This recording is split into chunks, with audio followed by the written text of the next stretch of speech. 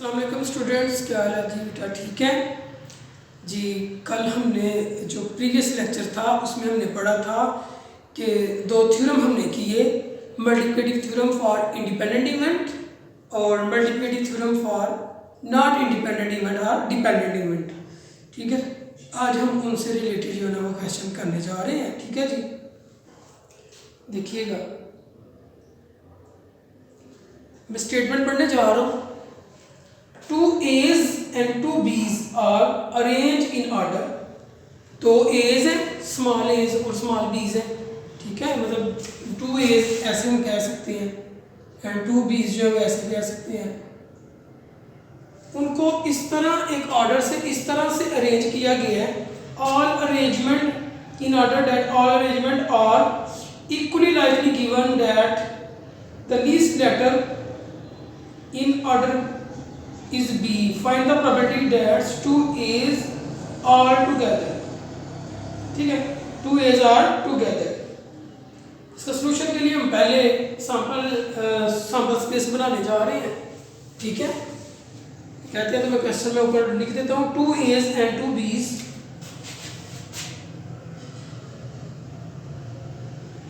A's and two B's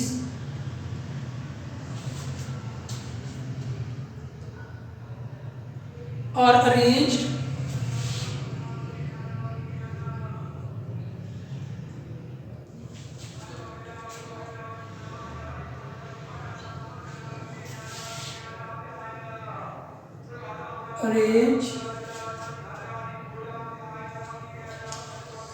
in order. All arrangements are in order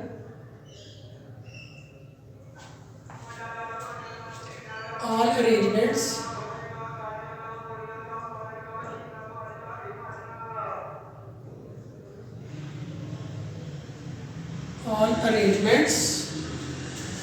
are equally likely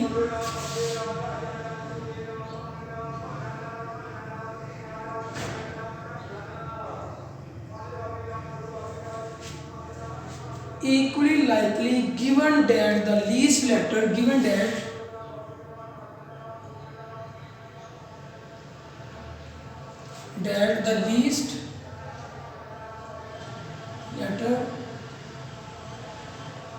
ठीक है, least letter last letter है इसमें, last letter letters in order is B. Letters in order is B. Find the probability that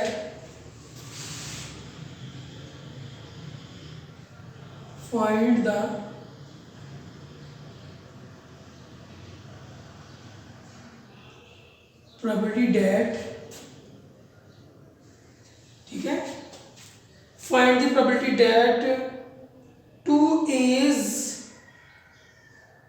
are together. Two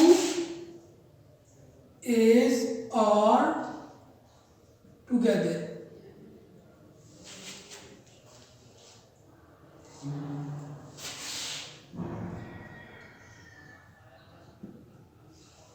ये question है कि to as and to बीज हैं, उनकी इस तरह से अरेंजमेंट है कि equally likely given that last letter जो है वो बी है। Find the probability two A's are together. दो ए इकट्ठे आने की प्रोबेबिलिटी जो है वो फाइंड करनी है। तो ये आपका जो थ्योरम बनता है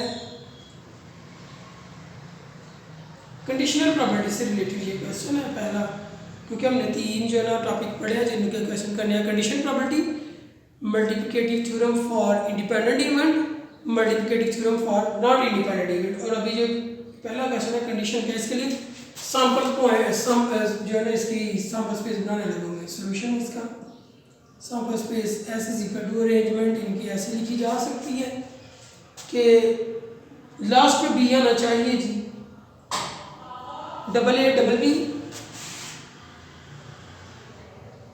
पहला, ठीक है, ए डबल बी ए,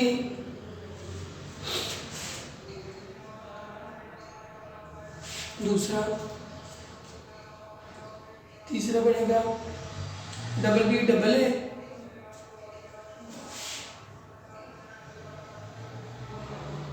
यहाँ पे बी डबल ए बी, इसके अगेंस्ट बन गया, ये इसके अगेंस्ट बन गया। अब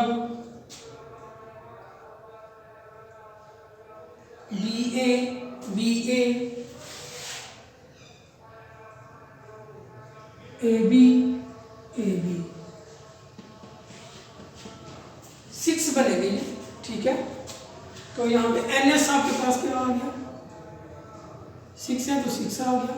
अब ए क्या है कि यहाँ पे let A be the event that two A's are together, let A be the event that two A's are together,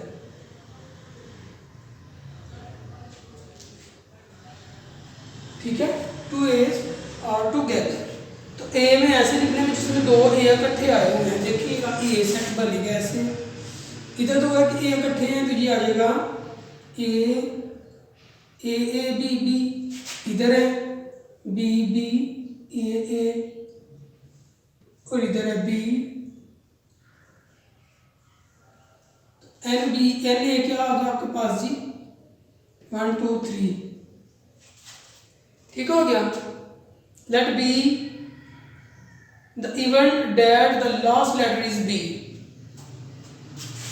late B the event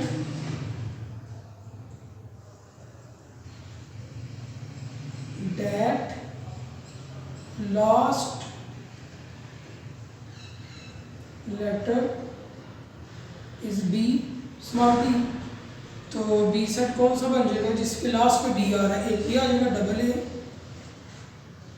double B, और इसके लास्ट पे डी आ रहा है बी डबल ए बी, और इसके last पे आ रहा है ए बी, ठीक है। एन बी भी कितना आ गया 3 आ गया।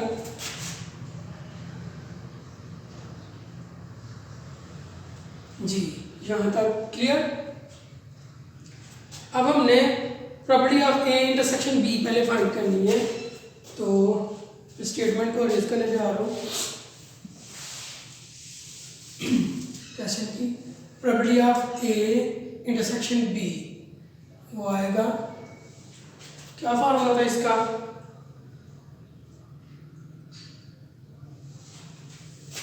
N of A intersection B over N S. तो ए इंटरसेक्शन बी यहाँ से कैसे आएगी,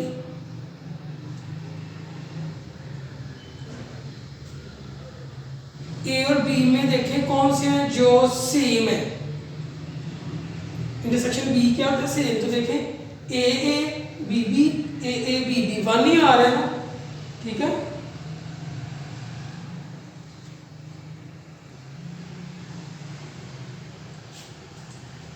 प्रॉपर्टी में यहाँ पे n आएगा n, ठीक है। तो ये कितने आ रहे हैं 1 ही है, 1 आ गया, इसको पुट करें ऊपर जरा, 1/6 आ गई। अब probability of A given B find करनी है आपने, उसका फॉर्मूला होता है probability of A intersection B over, जो गिवन के बाद में होता है ना वो नीचे आता है प्रॉपर्टी ऑफ बी। तो देखिए probability of A intersection B 1/6, probability of B क्या है 3/6 से। प्रॉपर्टी ऑफ बी अगर आप फाइंड करें यहाँ से, तो प्रॉपर्टी ऑफ बी क्या बनेगी, N B over N S, probability of B N B over N S, N B आपके पास 3 है और एन एस 6 है, तो 3/6 आ जाएगा यहाँ से, 3/6, इसको करें 1/6 मल्टीप्लाई बाय 6/3, 6 से कट जाएगा तो ये बचेगा 1/3। यही आपके पास आंसर है ए गिवन बी का, ठीक है जी। ए गिवन बी का क्या आंसर है आपके पास 1/3। ये था इसका जो क्वेश्चन है।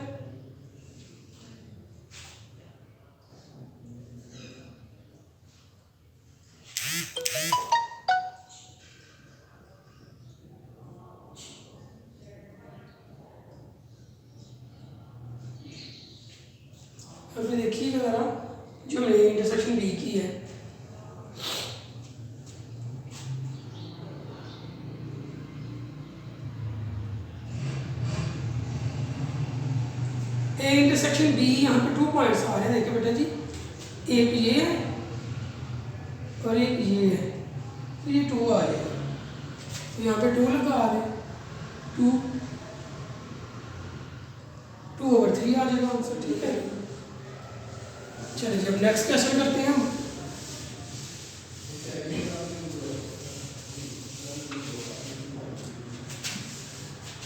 नेक्स्ट क्वेश्चन की तरफ चलें जी।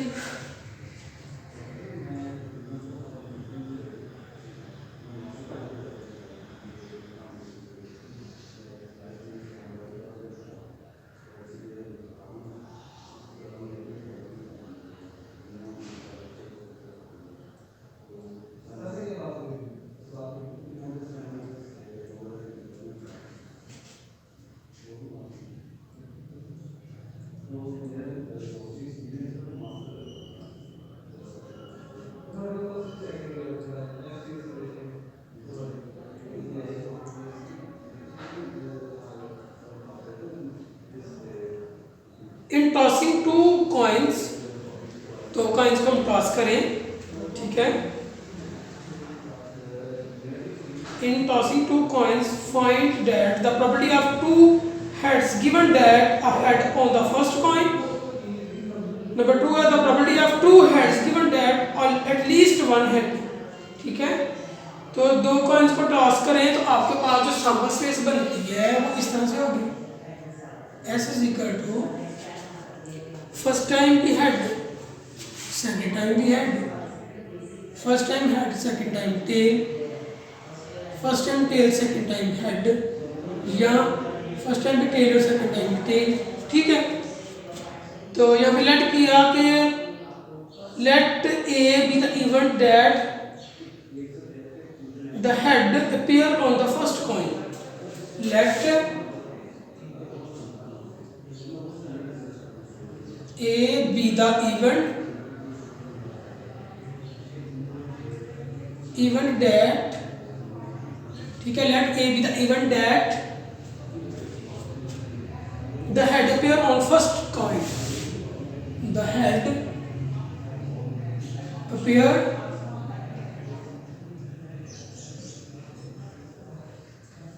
appear on the